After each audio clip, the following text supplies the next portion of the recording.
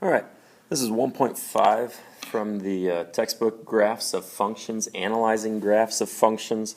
And we're going to look at things like the symmetry, even and oddness of functions, average rate of change on a function, minimum and maximum values, the increasing and decreasing values, as well as finding the zeros of a function, doing the vertical line test, and a little bit more even talking about domain and range like we've been talking in the past few days. So first of all, the graph of a function is a collection of ordered pairs, and I really like the way this ordered pair is written right here, to where it is x f of x. Because we've talked about function notation and about how y is f of x, but I like that they're really trying to get you to think of input and then output when they're doing even the ordered pair. So if I'm looking at 2, -2 and want to know if that's on the graph, I'm going to input this 2 into f of x and see what happens, which then goes the 2 into there, and I end up with 2 minus 1, 1 squared minus 3, which gives me -2, which is my correct output from right here, which means that that point is a point on the graph, along with an infinite number of other inputs and outputs that are on this graph as well. Now then, the domain of a function is all of the inputs. So when I'm talking about the domain of a function, y equals f of x, that's all of the x values that could possibly go into this function. So if I'm looking at this function right here, the one that I had previously, then the domain would be all of those that are along that x values, all the possible x values. So when I think of the function that we just had, which was f of x equals x minus 1 squared minus 3, then I'm looking at all of the possible x values that could possibly go into this f of x. So that would be anything, try to clean this up,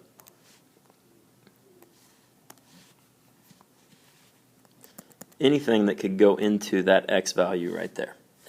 And when I think about that, really on this function, that could be anything. I could plug any x value in there and I'll still get a real answer. So my domain for this function is going to be all real numbers. The shorthand for that, the way that mathematicians will write that a lot of times, is this symbol right here, which is kind of like a capital A and a capital R smushed together, and you have this all real numbers. Now, when I think about the range, then I'm thinking about all of the possible y values that could happen, and that's no longer all real numbers because there is a point that is the lowest point on this graph, which would be right here, the vertex. And when I'm at the vertex, I don't go any lower, so I'm coming down along this and I'm outputting numbers, right? I'm plugging in a -2 and a -1 and -2 and a -1 and a 0, and I'm getting lower and lower and lower, but then I stop outputting numbers at -3, and then I turn around and I start going back up. And so my range stops at a -3, but it's all the numbers before that, and including -3. So the way that's written is a couple of different ways. One is I can write it as y, because we're talking about the range, all y values, or f of x is greater than or equal to a -3. And that's what's called inequality notation, because there is an inequality involved, that greater than or equal to symbol right there. Another way that you could write this is what is called set notation. And for set notation, I write it as a set where I have a beginning,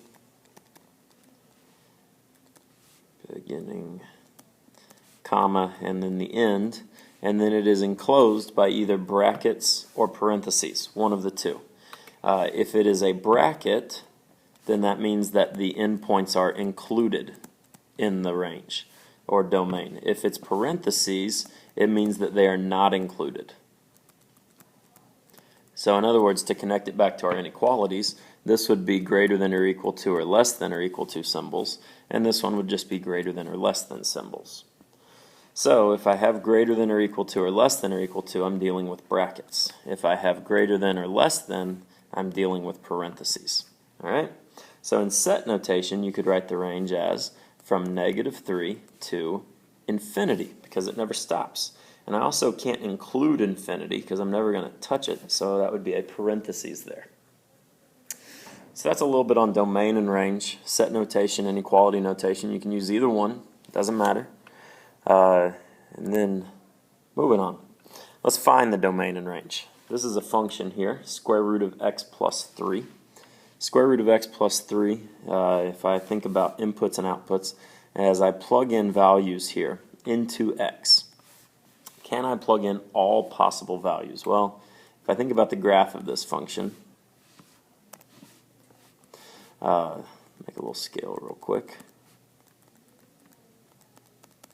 If I plug in, one number that would be easy to plug in is if I plug in an x value of 1. Well, that would give me square root of 4, which the square root of 4 would be either a positive 2 or a negative 2, but let's just stick with the positives because this doesn't have plus or minus on the front of it, it just has a positive. So let's just do 2, so 1, 2 would look like that. And then if I continue on plugging in some numbers, if I plug in, well, let's say a negative 2, I would have negative 2 plus 3 is negative 1, or 1. Square root of 1 is 1. So at negative 2, I'm 1. And at negative 3, plug in negative 3, I have 0. So there's my x-intercept there.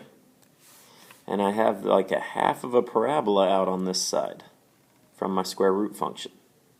And again, if this was plus or minus 3, then I could have the other half of the parabola opening up down here. And that would change my range, but not my domain. So let's focus on domain here for just a second. So domain, what are all the possible x values? Well, if I plug in, let's say, a negative 4, that's going to give me the square root of a negative 1, which, if you remember from Algebra 2, square root of a negative 1 is imaginary. It would be I. So if I plug in a negative 1, or a negative 4, I end up with I. That's not a real number. That's an imaginary number.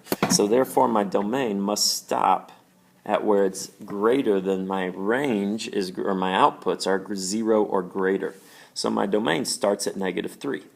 And it would be x is greater than or equal to a negative 3. Or you could also write that, set notation, negative 3 to infinity. Now then, the range for this one, and let's just do the positive one. Let's pretend like the red doesn't exist down here.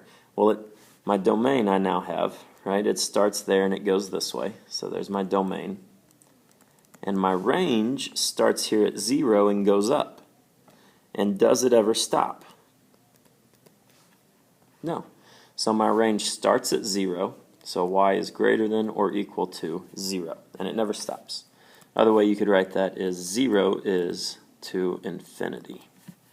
Either one of those would work for domain or range. All right? Now, if this was plus or minus the square root, if this involved the red line as well, then my range would be all real numbers. All right, let's continue on.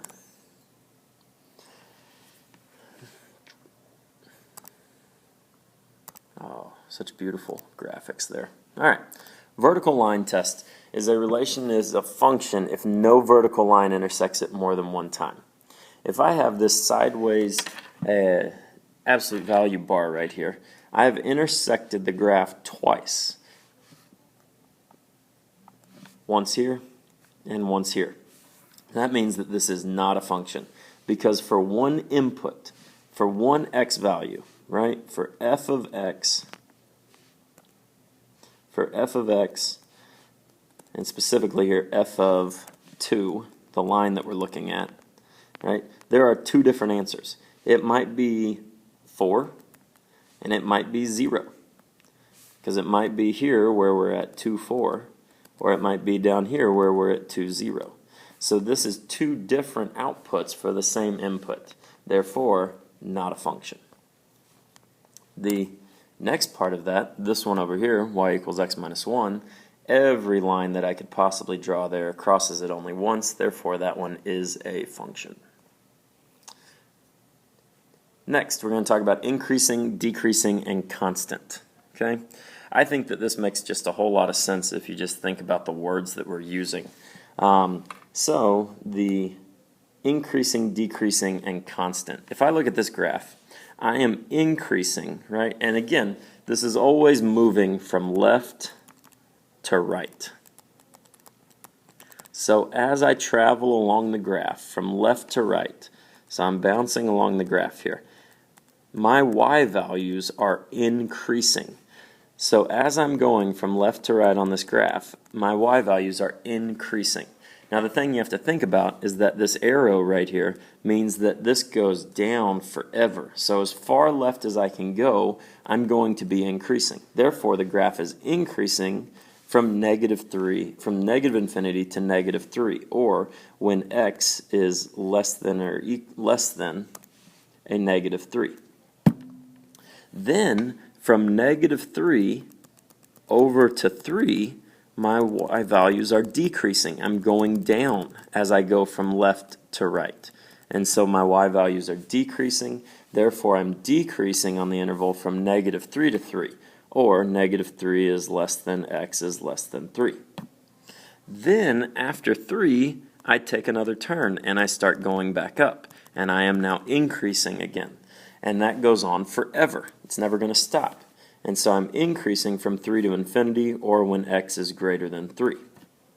Now you'll notice I didn't include either one of the points where we're changing, because at that instant, at negative 3, 6 and at 3, 4, I'm neither increasing nor decreasing. I am constant. For a very brief moment in time, I'm stopped. I'm constant. And then after that, I continue to either increase or decrease or change direction. Okay? Now, at those points where we change directions, there's something that happens. There is something that is called a relative minimum or a relative maximum. Now, for a relative minimum or for a local minimum, what happens is like the second half of that previous graph, where I am going down and then I stop and then I turn and I go back up. So on that previous graph right there, I think it was at 3, 4 or 3, negative 4 or something like that.